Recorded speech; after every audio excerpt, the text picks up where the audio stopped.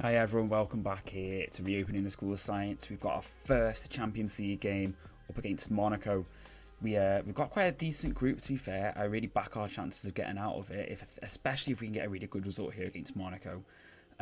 We've got a transfer window to look back on, and we've had our first 4 games in the season. Let's just get into it, let's go. But before we do get into the video, everyone, if you want to do us a massive favour, leave a like down below. Leave a comment if you want. What do you think of our transfer window when I show you it in a second? And also, what do you think of our chances of getting out of our Champions League group? If you're not subscribed already, why not? And ring the notification bell. We're going to have plenty of episodes coming out over the next couple of weeks as we look to try and finish this 3rd season here with Everton. And also reach the climax of our 7th or 8th season in our Pentagon Challenge, where we're over with Huddersfield, looking to get promoted into the Championship. And hopefully try and get ourselves either into Premiership contention with Huddersfield or move on to another team with the chance of competing in Europe. Yeah, so hit that subscribe button, ring the notification bell so you don't miss it. So I mean, let's face it, the logical place is to start with transfers. Now we have to go back to the end of last season really for this. So you'll notice a few incomings here. So a couple of youngsters. Josh Hurst came in from Man United. For some reason he's not got his own face, I don't know why. And I don't think Chris King does either. No, Chris King doesn't either. But the likes of Mackenzie Hunt, who is actually an Everton player already, but Alec Lyle has, using the Zealand face pack, Nugan face pack generator. Yeah, they've gone out on loan, but we brought in Nico from Barcelona for a relatively small amount, to be honest with you. Someone who is already worth 5 to 6 times what we bought him for. And someone who's only going to get better and is definitely going to do a good job for us. Instant upgrade on the likes of like Max Bird and that we had, who were sort of rotation options for the same role that Nico was going to do. These guys are just youngsters who we've signed from their relative clubs, Arsenal and Man United. Very young. Hopefully players who will develop really well, and if they don't, we should still be able to sell them on for a decent profit. That is because our youth intakes have been so poor, everyone, really quite poor. So yeah, we're hoping that we can basically just build our own youth intake just by buying them in, like our own youth squad, just through purchasing. Just while our youth intake catches up, because even though we've got Nuno Gomes, one of like the best heads of youth development in the game, and I think we've got relatively decent youth recruitment, good youth facilities, 4.5. Junior coaching, good academy coaching, yeah, not great, but that shouldn't impact. Oh no, sorry, that will. I'm thinking of youth team. No, that should. We should really be trying to get that a bit better, to be honest with you. But the club still, as you can see, is still in the negative, so our options for increasing that is quite limited still. But yeah, so we're just basically trying to buy in our own youth players. Now, onto this season's transfer budget. So we sold Damari Gray for 20 million, and that's because we signed Diego Moreira from Benfica, the 19-year-old now. We signed him for 3 mil, 3.3 mil as part of his loan agreement. So as good as Damari Gray was, he was useful, but he was never going to be any better than what he was already. Whereas Diego Moreira is, basically, and has shown as much so far since we've had him. We were also getting Daniel Ballard, who we loaned in last season. He had a mandatory signing on fee for 5.5 mil, and he's very reliable, very solid. He's already had a good start to this season for us. He scored a 94th minute winner from a corner against United. The big signing was Pedro Porro from Sporting, with Seamus Coleman retiring and Nathan Patterson doing okay, but okay. And we needed someone who was going to be a bit more of a threat for us, so we splashed out 30 mil on Pedro Porro. Hugo Felice is someone we signed again from Benfica, just churning out these really good young players. We've signed him. We've got an option to buy him, I think, for 17.5 mil. And he's someone who looks really good. He is predominantly a midfielder, can play either central or number 10, and yeah, I'm really excited to see what he can do. We signed Firmino as an option up top, because we thought we were going to be selling Calvert-Lewin, but he hasn't actually left yet. We were unable to get what we wanted for him, so he has stayed. But Firmino has come in as a rotation option from Villareal. And yeah, he's someone who I actually had on a tactics test with Mallorca, and he did really well. He came like second top scorer, I think, with that Mallorca team. And so he's someone who is just going to be sitting around as a rotation option. Same with Ricardo Pepe, who we've signed from Augsburg, but he has actually stayed out on loan at Augsburg to continue his development. So hopefully another player who, when he comes back, will be good to go, because we may end up losing the likes of Calvert-Lewin, who's still wanted by Arsenal, Man United. He was wanted by a few Italian teams as well, but he is worth something like 62 to 74, and the biggest bid we got from was like 40 mil.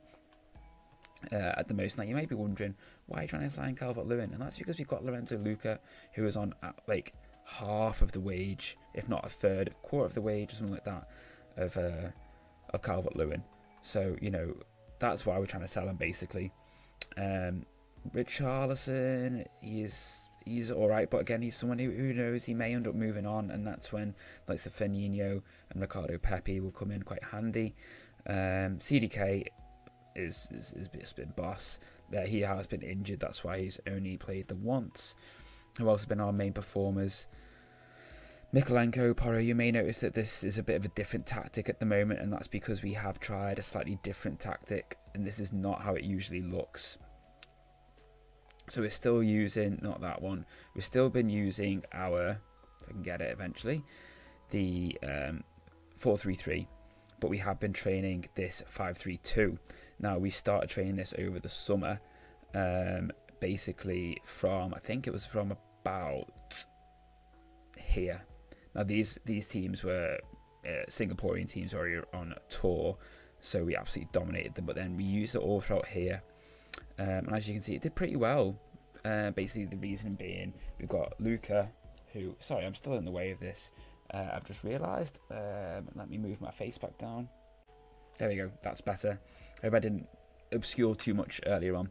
But yeah, that is because, we have got Porro and Mykolenko now, two really good wing backs. And we've got likes of Lorenzo Luca up front. And Calvert-Lewin, still very, very good aerially. So it makes sense to try and feed as much service to them in the midfield, in the attack as possible. So if we've got those good wing backs bombing forward and whipping crosses in for days, hopefully they'll do well. And that did certainly seem to be the case pre-season. We tried it against Liverpool in the first half in the Super Cup, which we lost 2-0. It wasn't really working that well, so we reverted back to the 4-3-3, and it did seem to be a bit better. And we carried on with the 4-3-3 for the first two games of the season against Chelsea and Brighton. Ben Godfrey scoring in each of those games from corners. We then played Man United. Now, this was probably the biggest sign of what this 5-3-2 can do for us, because we started with the 4-3-3. Weren't really doing a huge amount, to be honest with you. Bit of a sort of, both teams cancelled each other out, not really getting anywhere. And we switched to the 5-3-2. And it was that dropping of Ryan Kent into the number 10 spot here. Luca lays it off, and then Ryan Kent pings it forward for Vitinha to score. And then literally thinking, oh, nearly there. Just hold out. And then this happened. Paredes whipped the ball in. Jadon Sancho getting in behind Porro on the wing back and scoring to make it 1-1. Thought that's it, all over. And then Ryan Kent finds Daniel Ballard at the far post, who heads it in to make it 2-1, and we won that one.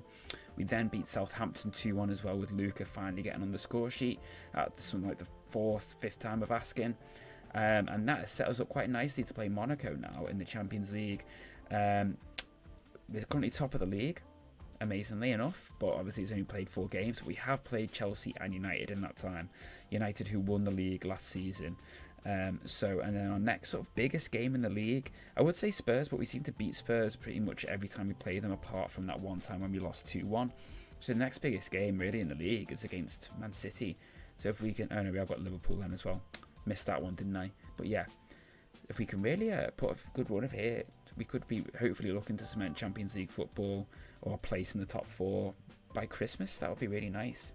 Obviously there'll still be a lot of football to play at that point, but if we can really put a bit of distance between us and 5th and 6th, I'd be relatively optimistic.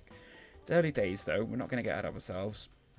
We've got Monaco, Shakhtar and Ajax in our Champions League group, so I'd like to think we can get top 2 there. I think it's going to be between Monaco and Ajax for the other spot. What's Monaco's team like as we play them now?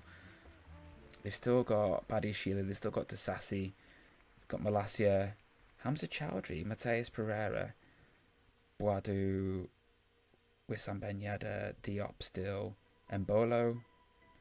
They still got Golovin, still got Gelson Martins. It's a very good team, to be fair.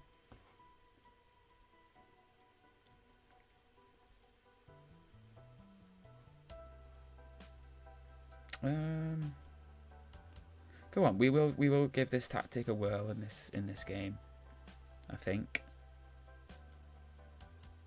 No, we won't. We'll go back to the 4-3-3. Let's not take any chances. Let's not be daft here. Where's Charles? I think I want to play him though. I'm going to play with Richarlison. He scored against Southampton. We want Anthony Gordon in for Firmino. And then I think... Go on, we'll give Charles a game. See if he can get some fitness back up and running.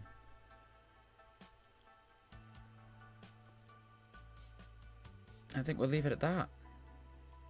Leave it at that. No, we want positive, please. So, massive game for us this today. It's our Champions League group stage debut. Last time Everton got to the Champions League, they got knocked out in the preliminary qualifying rounds by Villareal, so they never actually got to play in the group stage. So, yeah. And that's gone straight out. That's good. Good sign. A bit of a lack of composure or quality there in the midfield from Monaco. So, hopefully, that is a sign of things to come. Hopefully, we can start off this campaign with a win.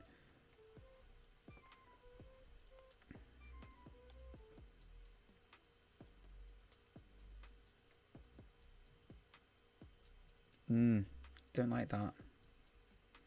I do like that though. Luca, Ryan Kent. Decore. Comes to Richarlison. Good. Oof, he nearly took that in over his line then. Van der Voort.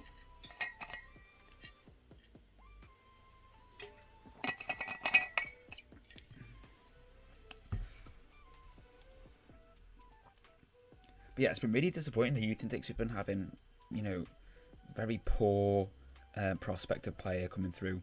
So that's why we've just raided everyone else's youth intake and just signed all their high prospect players. Oh, that's a great ball. Porro should really have scored, and I thought Malacia was going to take that in over the line then.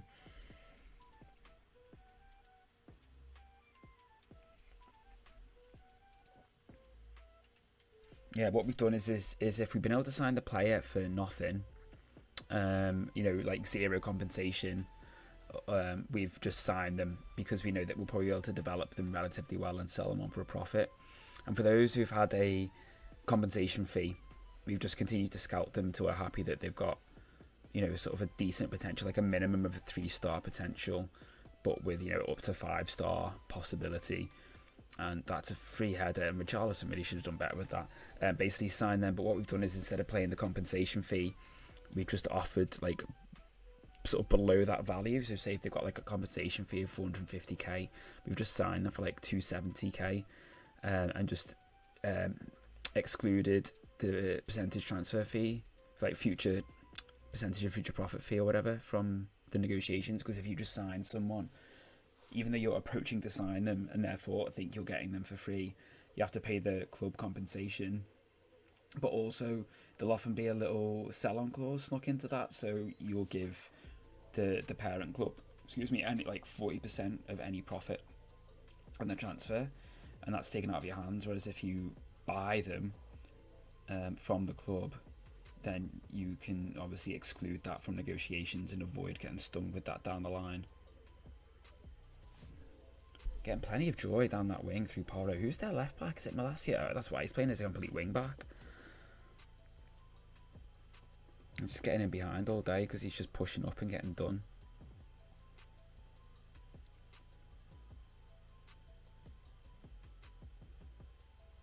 Quite comfortable at the moment, really, at the back for us. I'm really quite happy with this. Just need a bit more cut and thrust going forward.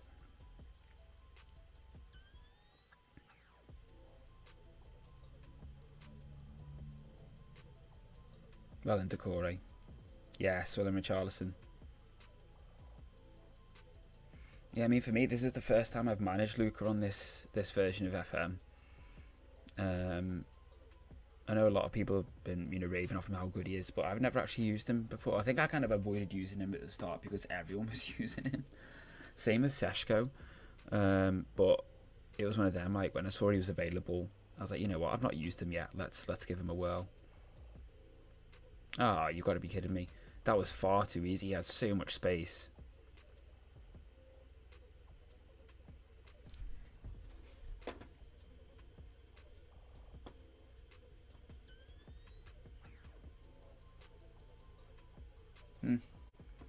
I'd love for us to try and, just get a scrappy 1-0 win. I feel like we definitely played well enough to deserve that at the moment. Oh, I think he's offside. Yeah, he was offside. Nice little build-up play, though.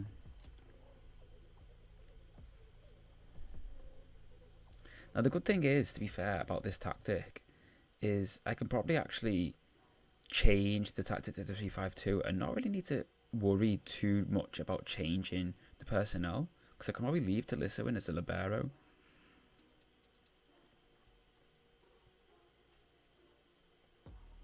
And then I play Richarlison off Luca. Oh, what a save from Van der Voort.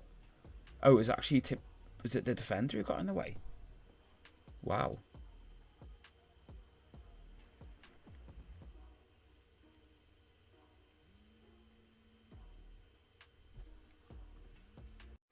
Sorry, my phone just went. I can't remember what I was saying then. I had to take an urgent call. What I've done though is, after I paused it, is I've changed the tactics. So we're bringing on Ballard for Tolisso and going back to a 3-5-2. Oh, so many tackles in. So many tackles flying in. And then Ryan Kent's gone to number 10. We've left Richarlison on for now, just because he is having a good game, but he'll probably come off for Vitinha because he is looking a bit tired.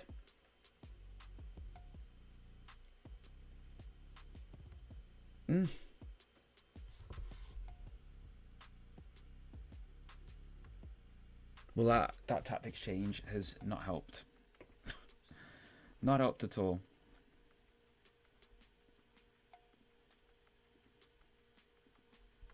Is it just Lucas fed Richarlison? He's in. He's offside, is he? Oh, he's offside.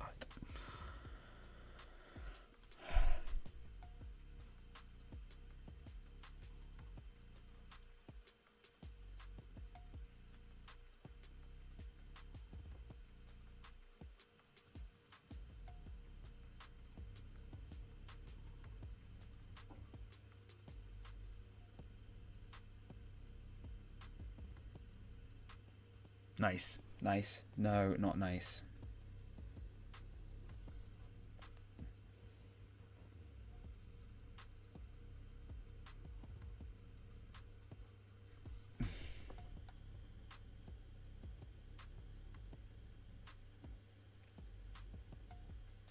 Yes, Vitinha.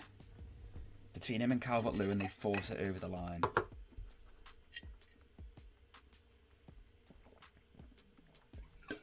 Very good. Very, very good. Okay. Let's push on and get the win now. We really deserve it as well.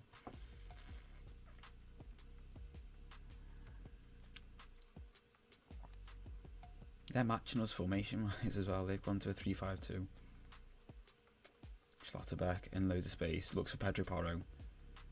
Oof. Well done, Pedro. Decore. Back to Ballard. Thinks it forward. Calvert-Lewin. Can't quite get it. Porro. Ballard. Pickford. Calvert-Lewin. Out jump by Badiashile. But here's Calvert-Lewin down the side. Wins a corner. Wins a corner. Right, come on.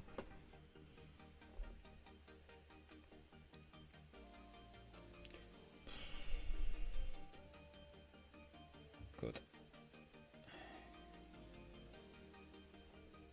Now it's going to be a 1-1 to start our Champions League campaign off.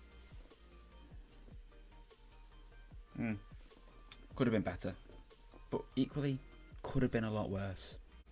So just to give you an idea on what I was talking about when I was talking about basically buying in a new youth intake, here are all the players we were signing who are pretty much all youth players.